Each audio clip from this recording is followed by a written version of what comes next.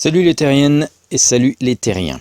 Après mon petit coup de colère dans lequel j'exprimais mon ras-de-bol des platistes qui abusent de leurs soi-disant droits pour tenter de nous faire taire, j'ai pu lire tous vos commentaires de soutien qui m'ont fait du bien. Merci à vous. J'ai bien pris note également de certains messages soulignant que la colère ne sert à rien. Je suis tout à fait d'accord.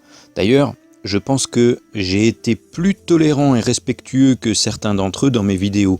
Mais je précise quand même que si une chaîne reçoit 3 avertissements sur une période de 3 mois, celle-ci peut être fermée par YouTube.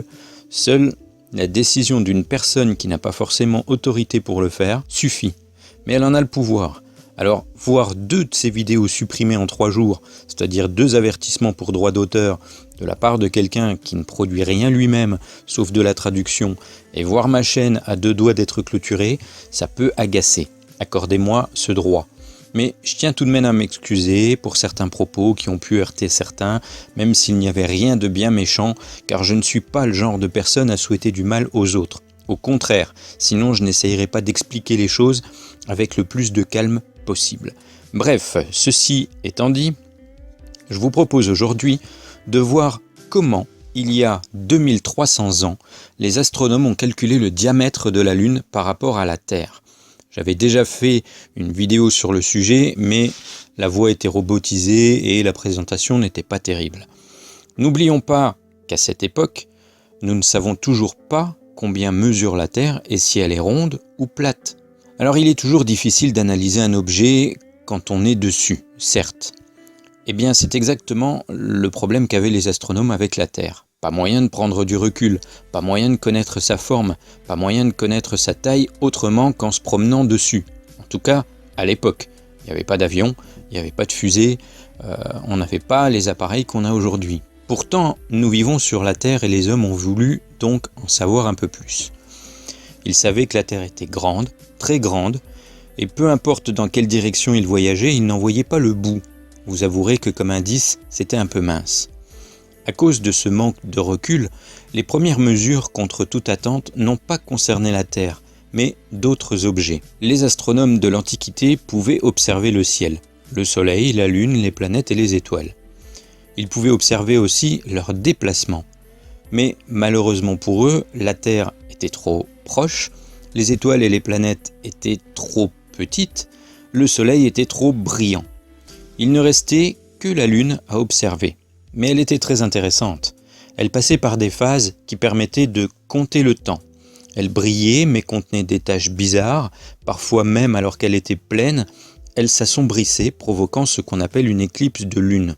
Enfin, pour couronner le tout, on avait remarqué que les éclipses de soleil avaient toujours lieu les jours de nouvelle lune, c'est-à-dire quand on ne la voit pas. À l'époque d'Aristote, c'est-à-dire entre 384 et 322 avant JC, on avait déjà compris que la Lune était éclairée par le Soleil. Vous entendez les platistes ? On savait que la Lune était éclairée par le Soleil 400 ans avant Jésus-Christ, et que c'est en passant devant le Soleil qu'elle l'éclipsait. Et c'est bien la Lune qui passe devant le Soleil. A l'inverse, ils avaient aussi compris que les éclipses de Lune avaient lieu lorsque la Lune passait dans l'ombre de la Terre. Alors, ça paraît tellement évident de dire ça, mais mettez-vous à l'époque. Il y a 2400 ans, il n'y avait pas d'électricité, il n'y avait pas de technologie, rien. On s'éclairait à la bougie, on écrivait à la plume, et encore, je suis pas sûr. Pour eux, c'était limpide que la Lune était éclairée par le Soleil, il n'y avait pas d'autre solution. Aristote fut d'ailleurs le premier, dans son traité du ciel, à affirmer que la limite courbe d'ombre qu'on observait sur la Lune durant les éclipses de Lune représentait en fait la forme de la Terre. Quelques années plus tard, Aristarque de Samos, entre 310 et 230 avant Jésus-Christ, passa de la théorie à la pratique en se disant qu'en regardant la taille de l'ombre de la Terre sur la Lune, on pouvait peut-être en déduire le rapport entre les deux. Il ouvrait ainsi la voie à tous les astronomes. Il expliqua et démontra tout cela dans son traité sur les grandeurs et les distances du Soleil et de la Lune. Ce livre est un peu indigeste, car Aristarque ne connaissait pas à l'époque la trigonométrie, qui fut inventée par Hipparque un peu plus tard, vers 150 avant Jésus-Christ.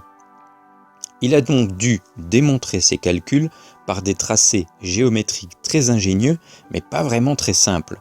Je vous invite cependant véritablement à y jeter un coup d'œil car c'est vraiment très enrichissant. Nous allons donc regarder et étudier ces démonstrations en les expliquant, et nous referons ensuite les mêmes calculs par la trigonométrie. Aristarque bâtit tous ses calculs pour calculer la taille de la Lune sur 3 hypothèses de départ que je vais vous montrer. On ignore comment Aristarque s'y est pris pour arriver à ces hypothèses, mais il existe plusieurs moyens faciles d'y arriver et il a certainement utilisé l'un d'entre eux.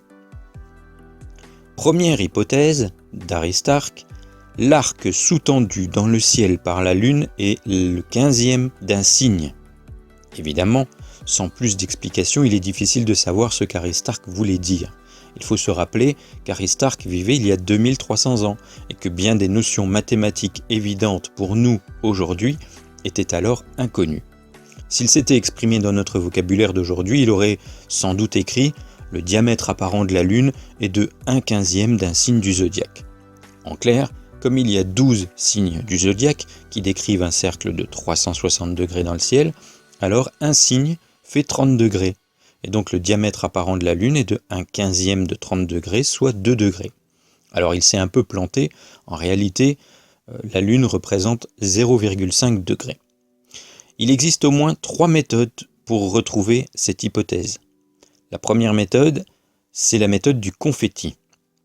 On prend un objet, un confetti, une pièce de monnaie, n'importe quoi, dont on connaît la circonférence exacte. On se recule de cet objet de manière à ce qu'il apparaisse avec le même diamètre apparent que la Lune. À ce moment-là, le rapport entre la taille des deux objets et leur distance sont égaux. C'est d'ailleurs égal à la tangente de l'angle. On voit donc que l'angle est égal à l'arc-tangente du rapport diamètre du confetti sur distance entre le confetti et nous. Aristarque ne connaissait pas la trigonométrie, mais a certainement pu approcher l'angle par des constructions géométriques en utilisant cette méthode. J'invite d'ailleurs tout le monde à réaliser l'expérience. Il suffit de découper un rond de 2 cm de diamètre qu'on scotche sur une fenêtre donnant à l'ouest ou au sud. Vers la pleine lune, on se met face à la fenêtre et on recule jusqu'à ce que le rond corresponde exactement à la lune. Suffit de mesurer alors la distance entre notre œil et la fenêtre où on a collé le confetti. J'ai déjà fait cette expérience lors d'une pleine lune, je ne sais plus quand exactement, c'était il y a plusieurs mois. J'ai donc collé un rond de 2 cm de diamètre sur ma fenêtre et je me suis éloigné d'1,50 m pour que ce rond apparaisse de la même taille que la lune. Donc d'après mon calcul, l'angle est égal à l'arc-tangente de 2 sur 150, ce qui fait 0,76 degrés.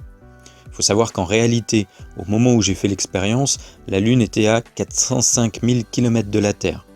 Comme sa taille est en réalité de 3474 km, le véritable angle est de arc-tangente de 3474 sur 405 000. Ça fait 0,49 degrés.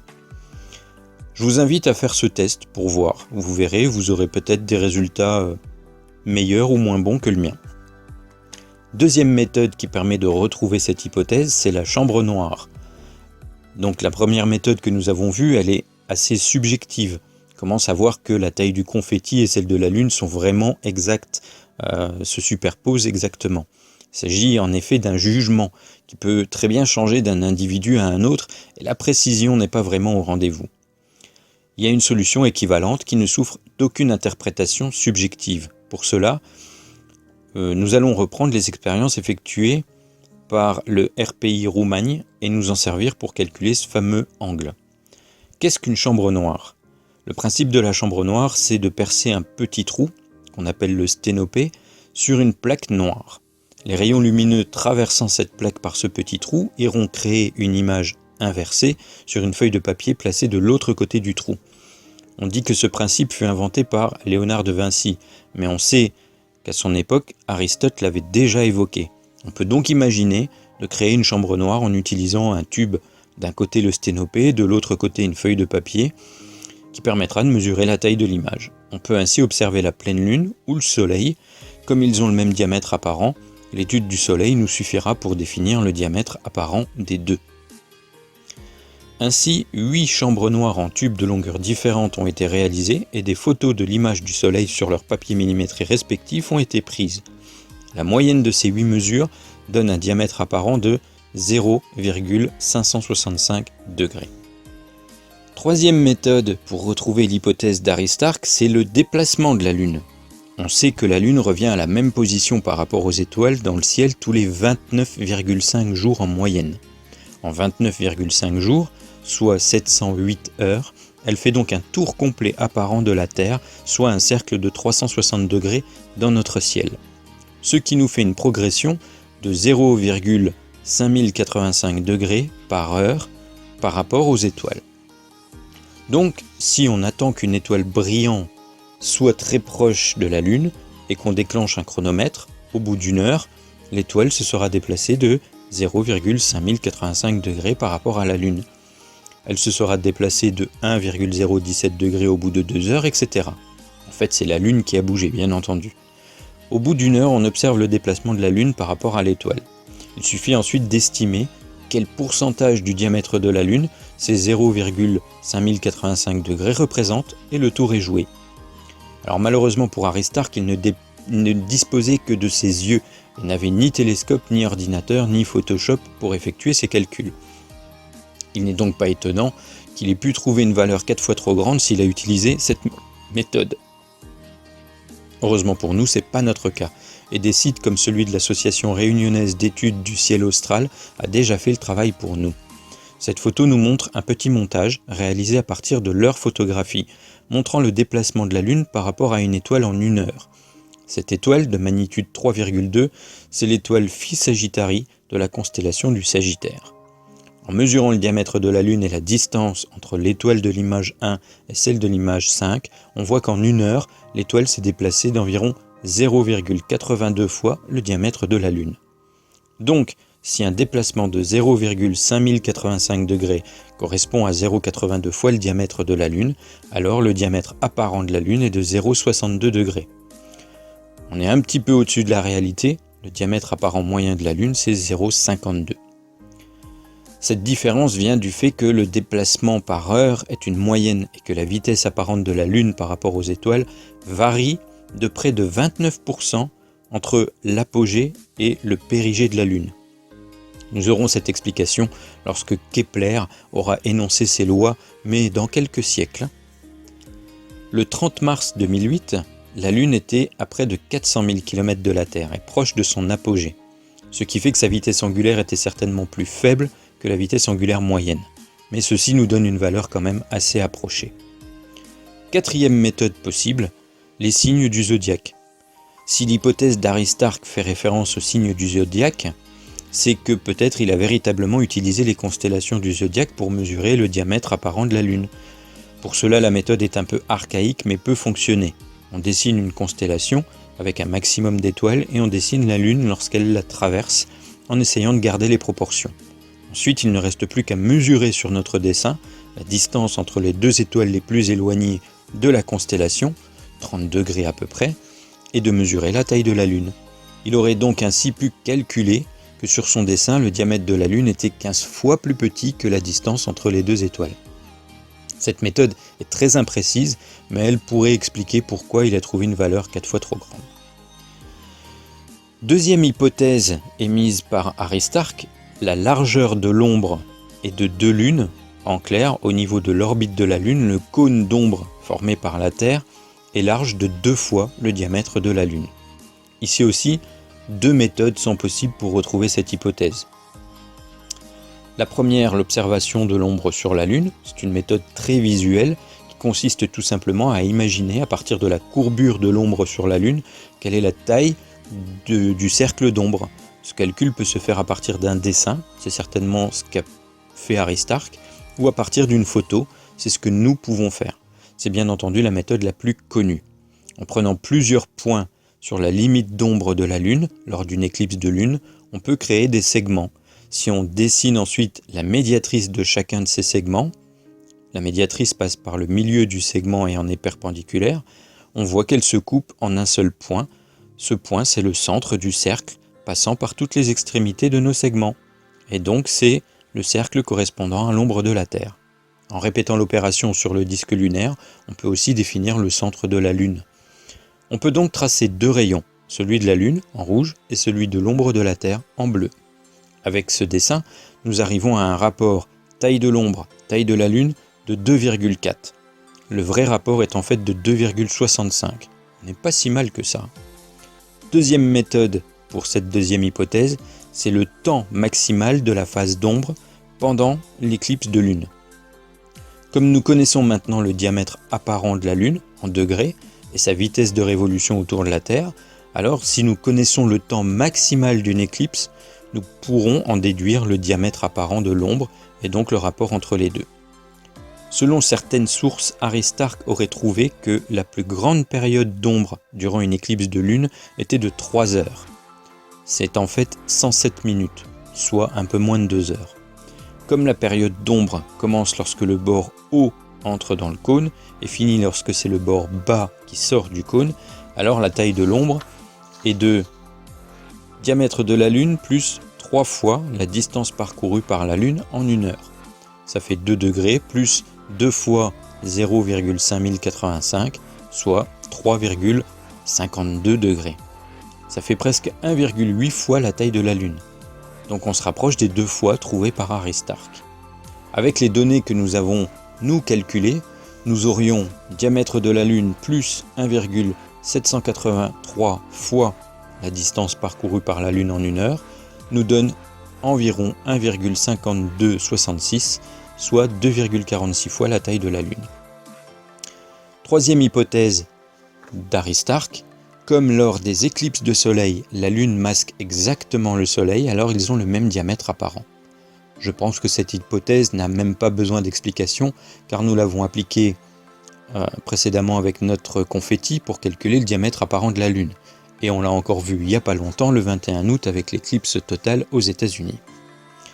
Alors à partir de ces 3 hypothèses de départ, c'est-à-dire le diamètre apparent de la Lune est de 1/15 d'un signe du zodiaque, l'ombre de la Terre est 2 fois le diamètre de la Lune et la Lune masque exactement le Soleil lors des éclipses, Aristarque en a déduit que la Terre était 3 fois plus grosse que la Lune. Voici comment il s'y est pris. Et contrairement à beaucoup de choses qu'on peut lire à droite et à gauche, Aristarque avait bien compris que l'ombre de la Terre était un cône et non un cylindre. Il créa donc un schéma géométrique avec le Soleil, la Terre, l'ombre de la Terre et l'orbite de la Lune. L'hypothèse de départ est que le sommet du cône d'ombre fait un angle alpha. On voit que cet angle alpha se retrouve à plein d'endroits si on trace les parallèles, en bleu pointillé, passant par le sommet du Soleil, le sommet de la Terre, le sommet du cône d'ombre au niveau de l'orbite de la Lune. Aristarque dessina les 2 triangles rouges et Thalès ayant déjà sévi à l'époque, puisque Thalès date de 600 ans avant Jésus-Christ, Aristarque put appliquer le théorème de Thalès. Donc, diamètre du Soleil moins diamètre de la Terre sur distance Terre-Soleil est égal à diamètre de la Terre moins diamètre du cône d'ombre sur distance Terre-Lune. Comme le Soleil est considéré très grand par rapport à la Terre, on peut dire que diamètre du Soleil moins diamètre de la Terre, c'est à peu près la même chose que le diamètre du Soleil tout seul. Or, comme le Soleil et la Lune ont le même diamètre apparent, c'est l'hypothèse numéro 3 d'Aristarque, on arrive donc à diamètre du Soleil sur distance Terre-Soleil égale diamètre de la Lune sur distance Terre-Lune. Ce qui nous donne au final, diamètre de la Lune est égal à diamètre de la Terre moins diamètre du cône d'ombre. Comme nous avons vu juste avant que le diamètre du cône d'ombre est égal à 2 fois le diamètre de la Lune, Aristarque en conclut que le diamètre de la Lune était un tiers du diamètre de la Terre. Si on reprend avec nos calculs d'aujourd'hui, on trouverait un rapport de 3,46 au lieu de 3. En réalité, le rapport est de 3,66. Donc ni nous ni Aristarque ne sommes tombés très loin de la vérité. Donc félicitations à Aristarque quand même, il y a 2300 ans, qui a trouvé que la Lune était 3 fois plus petite que la Terre. Par contre, nous ne sommes pas toujours avancés, car si nous connaissons le rapport de dimension entre la Terre et la Lune, mais nous ne connaissons toujours pas leur taille, ni à l'une ni à l'autre. C'est un peu frustrant. eh ben il va falloir attendre Ératosthène pour avoir des mesures. Et nous le verrons dans une prochaine vidéo. Salut les terriens!